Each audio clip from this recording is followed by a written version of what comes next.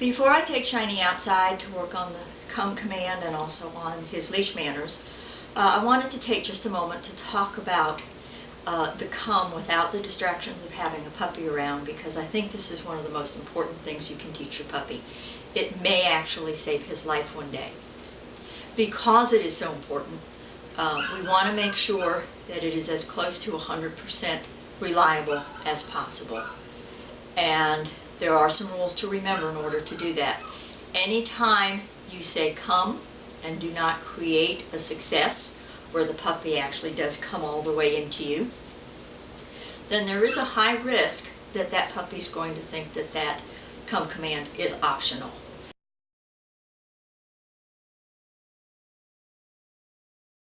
Now, there are a couple of things that we can do to minimize the risk. The first is I never, ever, ever, ever say the come command unless I am prepared to make it happen. That, for now, that means that he is on leash. The only exception to that is if it really is an emergency, because if it really is an emergency, you do want to try it. It might just work.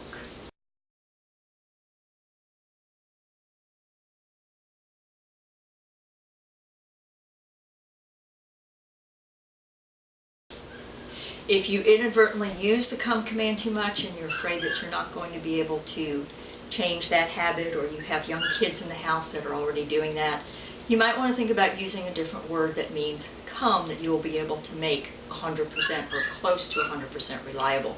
Two words that my students used to like to use instead of the come were here or safe. So it's up to you.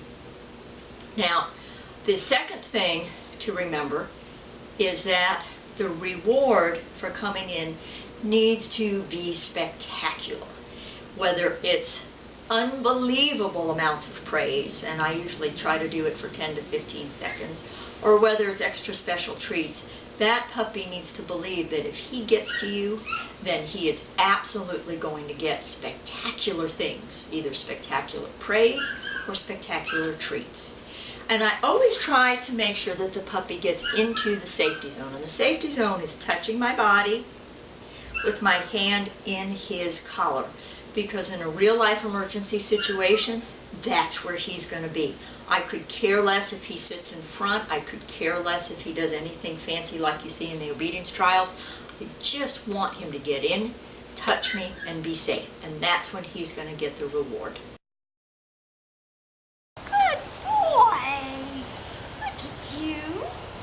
Look at you, what a good boy. What a good boy you are. Oh, what a good little puppy. Good job. Now, eventually, as the training progresses, I'm going to be introducing distractions and teaching the dog to come away from those distractions. But for right now, he's just going to get introduced to the command. The technique that I use is I will be walking along with him, also working on leash manners at the same time.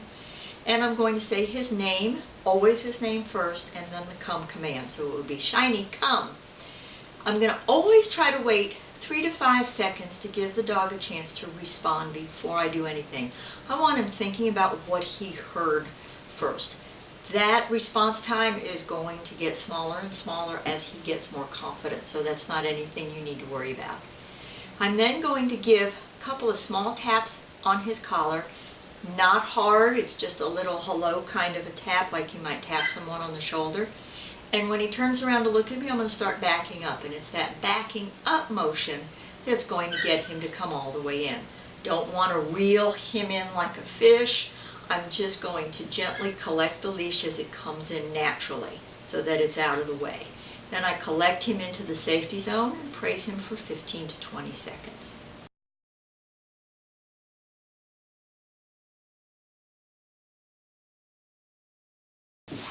Okay, let's go try it.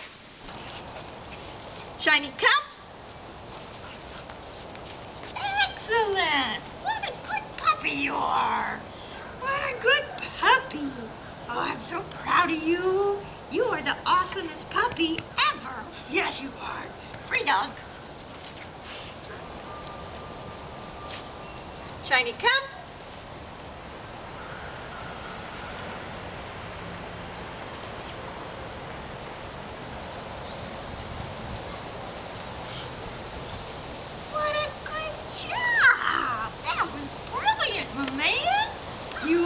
best puppy ever.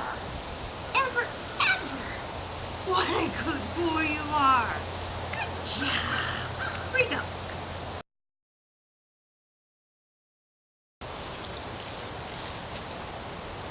Let's go. Shiny, come.